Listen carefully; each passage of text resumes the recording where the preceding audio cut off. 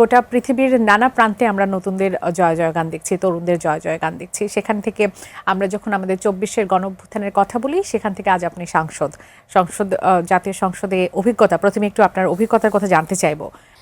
অভিজ্ঞতা বেশ ভালো।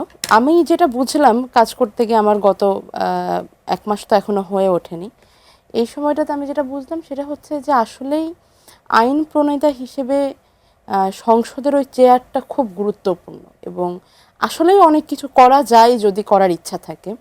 আমি খুব অবাক হচ্ছি যে গত আমলে মানে আসলেই যে ঘন্টার পর ঘন্টা এই চেয়ারগুলোকে ব্যবহার করে দেশের মানে দেশ বিরোধী কাজে যে চেয়ারগুলো ব্যবহার হতো, ক্ষমতার অপব্যবহার অপচর্চা এখান থেকে চলতো, কিন্তু চাইলে আসলে অনেক ভালো কিছু করা সম্ভব। মানে এটা এটা একটা অদ্ভুত একটা অনুভূতি। ওখানে বসে মনে হয় যে এই চেয়ারে বসে গত ১৭ বছর কত দেশ বিরোধী কাজই না হয়েছে।